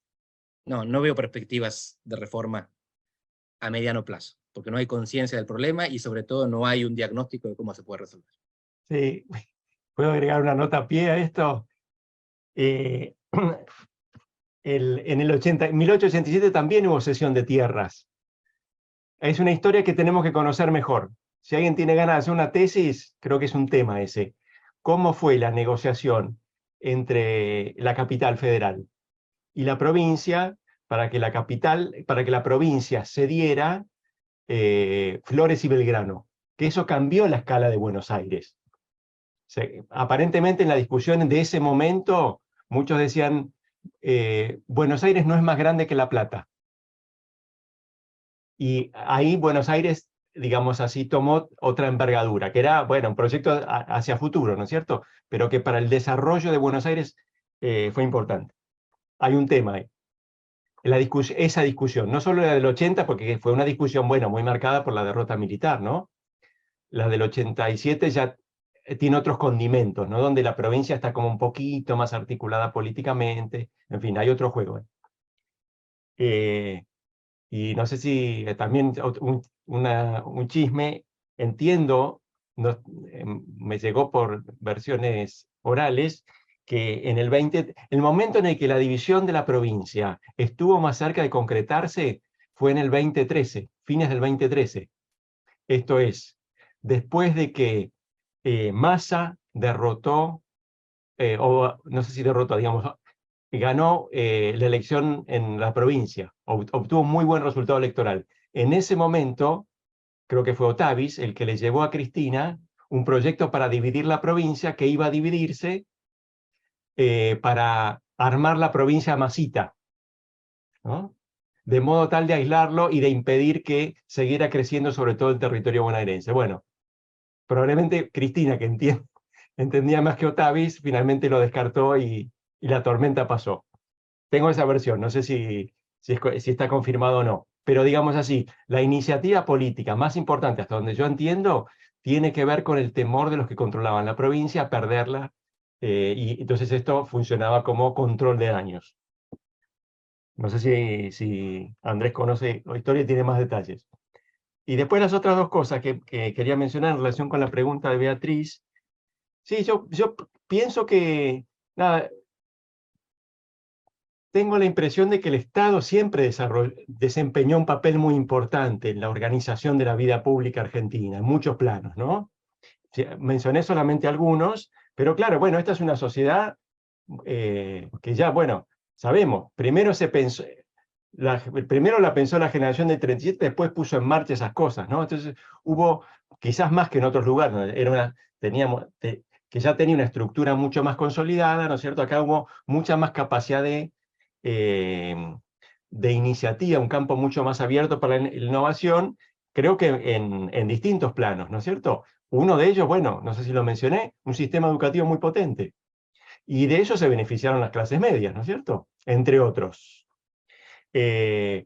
No sé, la verdad que no sé bien qué representación tenían de eso, ¿no es cierto? Pero me imagino que muchos veían al Estado, por ejemplo, en clave, digamos así, de la expansión de la educación secundaria, como un vehículo de promoción social para los grupos que se asociaban con ese proyecto en las décadas centrales del siglo.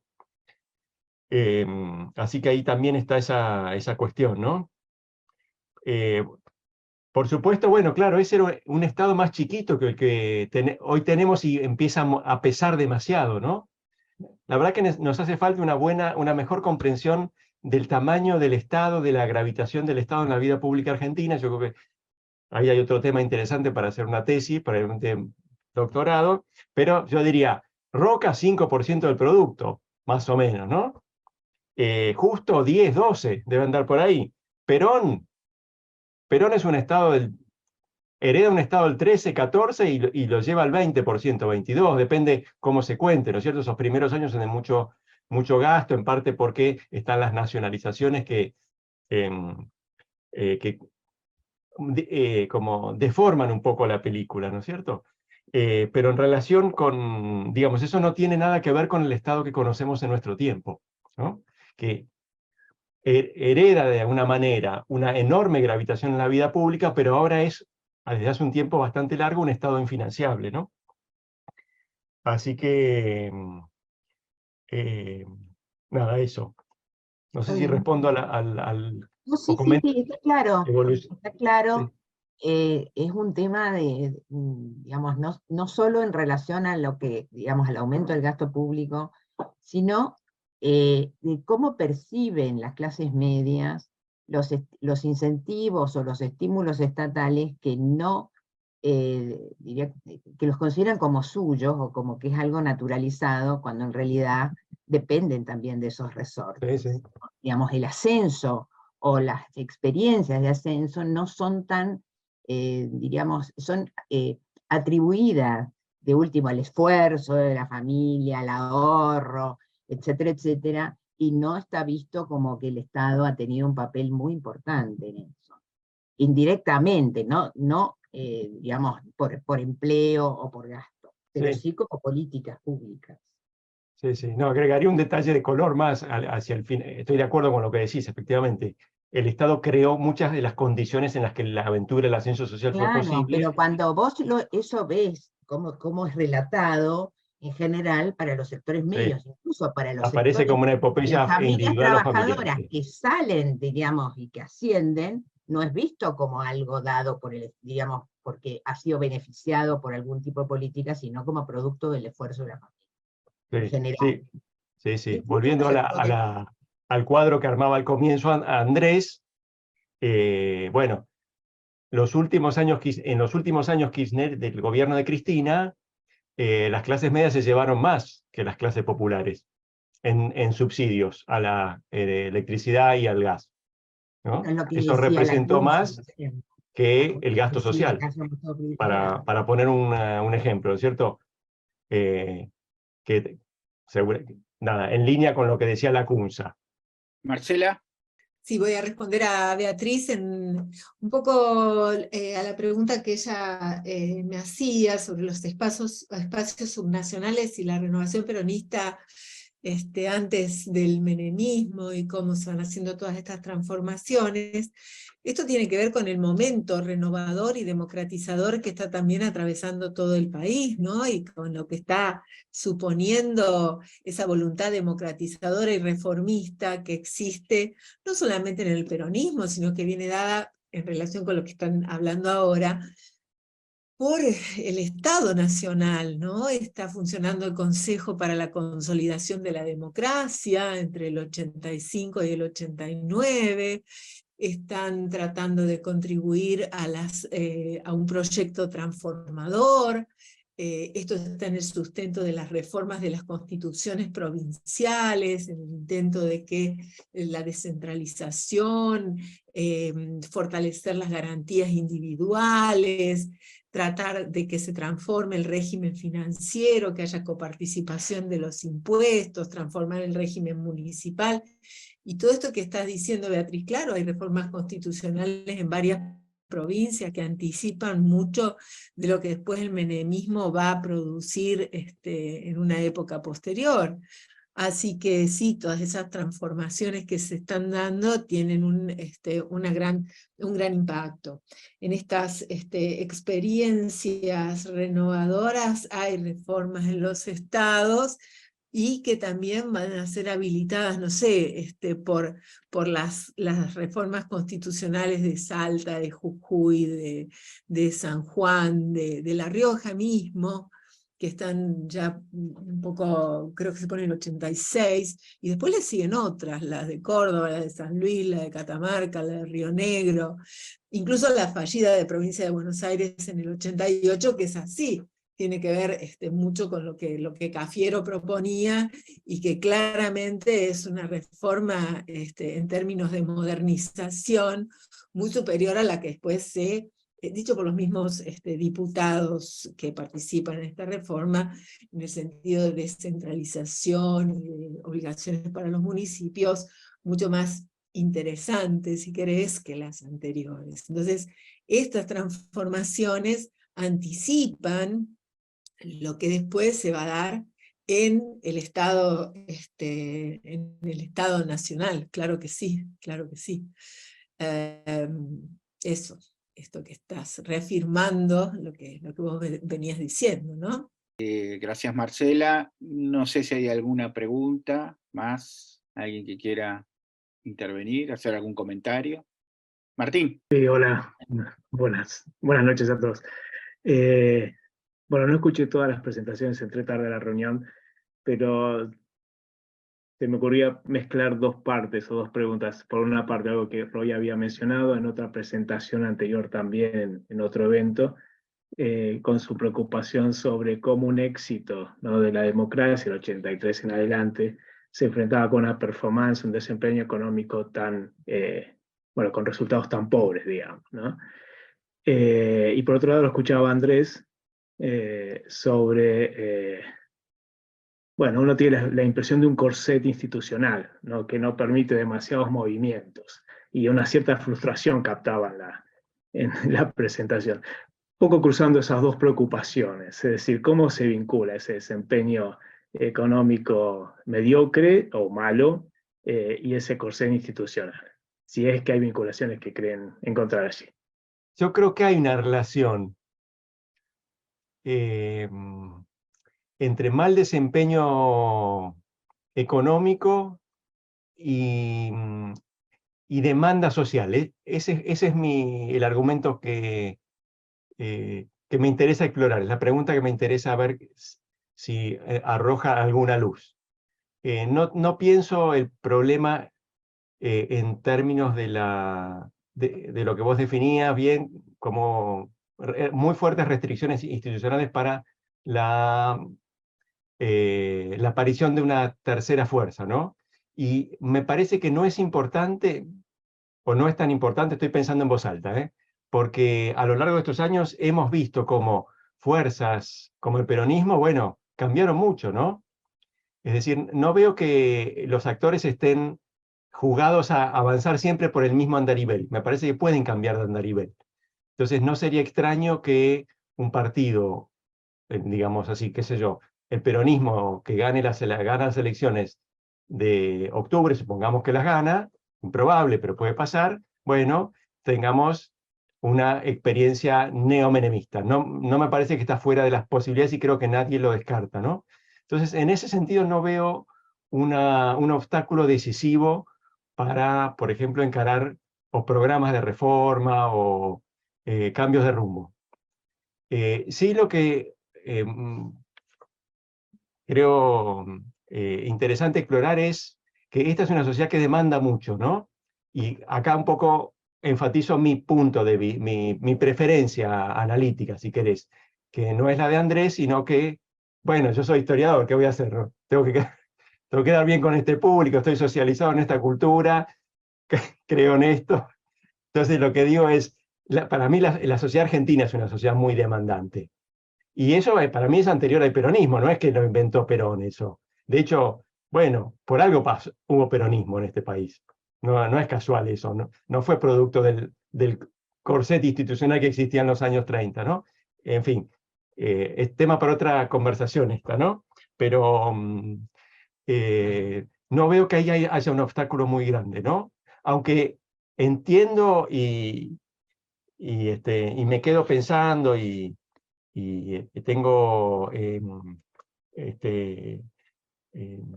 valoro el argumento que presenta Andrés, me parece convincente en muchos puntos, en el sentido de que dice, bueno, acá hay lugar para dos actores. Bueno, quizás en los próximos años tenemos una prueba a un laboratorio para ver si es así, ¿no? ¿Por qué razón digo esto? Porque la visión que tenemos nosotros sobre el siglo XX es el de una sociedad, por lo menos segunda mitad del siglo XX, con dos actores, con dos universos sociales, ¿no? Clases medias, clases populares, cada uno con sus propias instituciones, sus propias formas de representación, ¿no? Eso probablemente también haya sido moldeado desde arriba, pero la idea de que la sociedad argentina era en esencia una sociedad bastante homogénea, con una gran línea de clivaje, una sola, me parece que describe bien lo que pasó en la Argentina del siglo XX. No estoy tan seguro de que describa bien lo que tenemos por delante y lo que vamos a tener por delante en las próximas décadas, ¿no? Entonces yo creo que desde hace algunos años hay gente que está empezando a pensar, bueno, ¿cómo se representa esta sociedad que es distinta? Creo que el primer trabajo que yo leí en relación con esto es uno de Juan Carlos Torre. No me acuerdo el título, no me acuerdo cuál fue, pero él dijo, bueno, en el peronismo está trabajando una tensión, y esa tensión se expresa sobre todo en la ruptura de masa que se lleva, digamos así, los trabajadores formales, aquellos que pagan impuestos a las ganancias, para decirlo rápido, ¿no? Los que están mejor en el mundo peronista. Y queda del otro lado de esa fractura el mundo de la economía popular, de los Grabois, si querés, ¿no es cierto? Es decir, que también tiene su voz en la discusión pública, es otro mundo, ¿no? Bueno, yo creo que la Argentina, por las peores razones muy lamentables, horribles, va en esa dirección y probablemente esté ahí en esa estación un tiempo largo, ¿sí? Es decir, una sociedad mucho más fracturada, ya no en torno a dos polos, esto también por supuesto es una simplificación, sino en torno a tres universos sociales, ¿no? Y yo creo que, entonces acá la pregunta que yo me hago es, ¿en qué sí, los huérfanos de la política del partido revisitado, efectivamente, acá dice Ricky me ayuda a precisar el argumento, ¿no es cierto? Ahí Torre dijo, bueno, no, bueno, acá hay otras cosas que están dando vueltas, ¿no? Y bueno, si eso se congela, se consagra, ¿no va a tener también una expresión política? Pese a que el sistema político argentino, como recién mostraba muy bien Andrés, no le va a hacer las cosas fáciles a los que aspiran a representar una tercera opción, pero que está arraigada socialmente, ¿no? La pregunta sintetizada sería, ¿por qué los partidos sobreviven a sus catástrofes? ¿Por qué gobiernan mal y, sin embargo, siguen estando los mismos? Mi argumento fue institucional, sobre todo, pero las instituciones lo que hacen es congelar las tradiciones. Pero concuerdo completamente con el argumento de Roy también, que es coincidente, es convergente. Hay una brecha entre expectativas y capacidad de satisfacción de esas expectativas, que viene de mucho antes del peronismo, inclusive. Hasta 1930 íbamos satisfaciendo. Desde entonces entramos en crisis, y esa brecha se va agrandando. Pero eso lo que hizo fue congelar un equilibrio. Argentina está en equilibrio. Es un equilibrio perverso. Ese equilibrio se llamó en la literatura empate, bloqueo, parálisis. Pero estamos en equilibrio, por eso no se rompe. Y el equilibrio está dado por estas tradiciones que son fuertes a nivel identitario, se detesta mucho al contrario, y además las instituciones te castigan cuando tratás de salir de ahí, cuando tratás de moverte por un espacio, un tercer espacio. Lo que dice Roy, tomando el argumento de Juan Carlos, es fascinante, porque nosotros estamos observando el embrión de la peruanización. ¿Qué es la peruanización? Hay un libro y varios artículos de Alberto Vergara y Rodrigo Barrenechea, son dos politólogos peruanos que describen lo que está pasando. Lo que está pasando en Perú es, en tres palabras, fragmentación, amateurismo y divorcio. Fragmentación electoral, el candidato más votado sacó el 19%, Pedro Castillo. Es lo que acaba de sacar el candidato más votado en Guatemala. Eso es lo que está pasando en América Latina. El segundo saca el 13%. Segundo, amateurismo. El que llega a presidente es la primera vez que es electo para un cargo. Falta profesionalidad. Los políticos profesionales, dirán los amateurs, nos trajeron hasta acá. Probemos con amateurs. Sabemos que los profesionales nos jodieron. No hay ninguna garantía de que los amateurs lo hagan mejor. Finalmente, el divorcio entre sociedad y política, entre la sociedad y los representantes. Y creo que acá es donde se afinca lo que Roy está sugiriendo. Me parece que la alternativa a lo que hay va por afuera de las instituciones. Si Grabois no quiere tener mayoría en el Parlamento, no se trata de eso. Lo que vamos a ver es cada vez más gente que se abstiene, que no participa, que participa por otros medios. Cada vez más pretorianismo. Argentina sigue siendo pretoriana, pero está disimulada con el barniz de las instituciones. El pretorianismo, Samuel Huntington lo definía como una sociedad en la cual la movilización excede a la capacidad de institucionalización. Entonces va por afuera de las instituciones. Los sindicatos hacen huelga, los militares hacen golpe, los estudiantes toman universidades, los empresarios hacen lockout. Cada uno se defiende con las armas, con los recursos que posee su corporación. Y Argentina está volviendo a hacer eso, solo que tenemos la corporación de la calle, de las organizaciones sociales, que tienen recursos estatales, pero tienen sobre todo el control del espacio físico, del territorio. No van por el Congreso, van por la calle. La Argentina que viene, si rompe este equilibrio, no es para fragmentarse electoralmente, no es para tener más partidos en el Congreso, es para tener más gente volteando gobiernos en la calle. Y esa es la alternativa desagradable que estoy viendo al equilibrio tóxico en el que vivimos. Un desequilibrio igualmente tóxico. Gracias, Andrés. María, vos querías preguntar. En realidad, a medida que va fluyendo la conversación, van surgiendo cosas y surgen como más interrogantes, porque yo me había quedado con esta especie de tensión entre pensar que, bueno, que pareciera que la democracia como sistema tiene cierto nivel de consolidación, pero esto se confronta y se tensiona con un sistema que, digamos, que no tiene éxito en lo económico y que evidentemente camina hacia una decadencia, pareciera muy difícil de resolver. Entonces, digamos, ¿en qué medida puede sobrevivir, digamos, o esta idea de crecimiento de las libertades puede sobrevivir o seguir sobreviviendo? Y pareciera que cada vez menos. De hecho, tenemos, digamos, estamos en la escena de la predominancia, digamos, de una dirigencia política que hace antipolítica, digamos, sino que es Milei, que habla en contra de la casta, digamos. Entonces, y esto último que señala Andrés, respecto de que lo que puede pasar es ir hacia una mayor fragmentación, mayor, digamos, mayor desconfianza y deslegitimación de las instituciones y una opción por una política que pase por otros canales que no son los canales institucionales, evidentemente ponen en riesgo la democracia. O sea, que nuestra democracia pareciera que no está muy, digamos, aunque hay partidos, funcionan partidos, se forman coaliciones.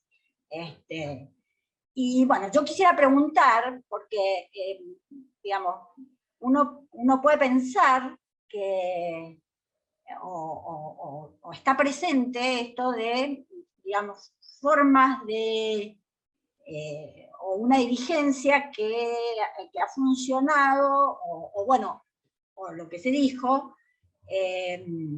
a ver, esta suerte de potencia estatal, de centralidad estatal que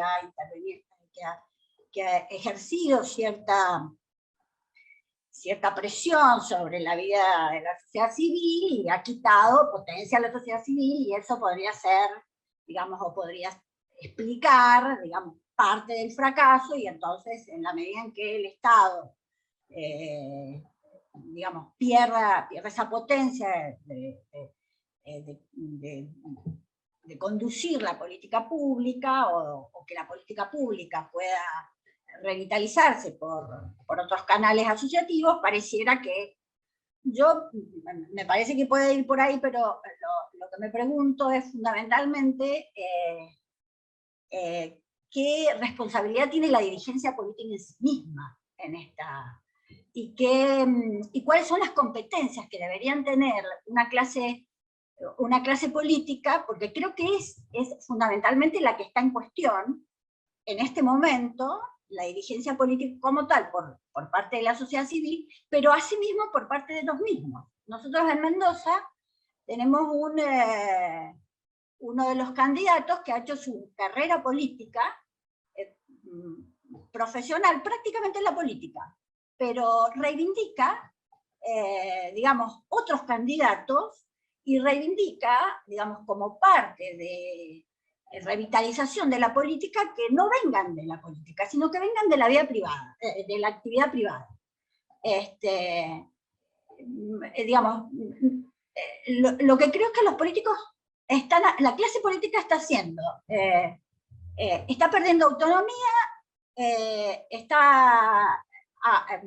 juega el juego de la sociedad que la desprestigia, hace antipolítica, hace cualunquismo. Entonces, digo, esa clase política no, en definitiva, no nos garantiza que pueda distanciarse, tomar la distancia y no es capaz de negociar, no es capaz de funcionar como una clase que se autodiscipline y que acá, por ejemplo, en Mendoza, digamos, se ha partido la coalición y estamos asistiendo a una pelea política lamentable entre dos candidatos que se acusan mutuamente y todos los días se sacan a la luz denuncias públicas sobre corrupción, etc., que uno no sabe muy bien si es efectivamente así o si es la estrategia para desprestigiar y para entonces, en esa estrategia de desprestigiar al adversario, en realidad lo que se desprestigia es la clase política. Entonces, todos juegan ese juego. Digamos, no sé si es muy claro lo que estoy diciendo, pero me parece que acá hay una responsabilidad de la clase política digamos, de distanciarse, de autonomizarse y de defender su profesionalización que es muy grande y que pone en riesgo la democracia. Bueno, está ahí. Bueno, no sé quién quiere comentar, los colegas, de las reflexiones de María. Yo puedo hacer un comentario breve para que no terminemos a la noche pum para abajo. No, estamos terminando Ustedes, ya. muy Sí, cortito, les pregunto, pregunta retórica, pero para que reflexionemos juntos. ¿Cuántos presidentes en ejercicio asesinamos en Argentina? ¿Cuántas veces tuvimos que asaltar el Congreso porque no estábamos de acuerdo con los resultados electorales? ¿O cuál es la tasa de homicidios? Porque en Estados Unidos mataron a 4 presidentes en ejercicio. Tomaron el Congreso hace nada, y en Brasil también. Y Estados Unidos tiene una tasa de homicidios que es superior a la Argentina. ¿Sí? Tienen 6 homicidios cada 100.000 habitantes por año, y nosotros tenemos menos de 5. No somos un paraíso. Pero no nos va tan mal. Si quieren saber cuáles son las alternativas, esperen que se rompa lo que tenemos, este equilibrio tóxico, porque el desequilibrio tóxico es mucho peor. Lo que tenemos no está tan mal comparado con las alternativas. La democracia está en declinación, está en decadencia en todo Occidente. Los partidos políticos que hoy gobiernan Italia y Francia no existían hace 13 años. En el Bicentenario argentino no existía el partido de Giorgia Meloni, no existía el partido de Emmanuel Macron. ¿Sí? En Europa, en los 2 países más cultos, ilustres y artísticos de la historia. Se está rompiendo todo en todos lados. Es importante a veces romper, destrucción creativa. Hay que destrozar las coaliciones redistributivas para construir cosas nuevas, pero si no podemos reconstruir, no rompamos. Porque las alternativas pueden ser peores. Esto suena conservador, pero a veces las revoluciones salen para el lado errado. No sé si Roy o Marcela quieren agregar algo. No, por mi parte no, yo coincido con Andrés, o sea, creo que no tenemos que ser tan pesimistas y confiar en que... La pregunta o sea, yo vuelvo a la pregunta de Roy, ¿no? ¿Por qué tenemos una democracia que ha resistido tanto y con una situación económica tan dura? Un poco me recuerda mucho a la pregunta de Luis Alberto, ¿no? Esto de tener un Estado, cuando teníamos un Estado fuerte o una situación institucional inestable, teníamos una economía floreciente o que andaba bastante mal, y ahora que tenemos un Estado que funciona o una situación institucional estable, tenemos una economía que no funciona. Bueno, creo que hay que valorar que tenemos un Estado que funciona, institucional, y hacer de donde cada uno pueda, aunque sea voluntarista, aunque suene voluntarista, lo que se puede para mantener esto, ¿no? Y no inflar determinados candidatos que hacen de eso su negocio, realmente, nada más. Roy, no sé si querés cerrar. No, no cerrar no, pero digo dos cositas, un poco en la misma línea, ¿no? Para subrayar también los costados positivos de la democracia, ¿no? En un momento Andrés dijo, wow, hay peligros sistémicos importantes,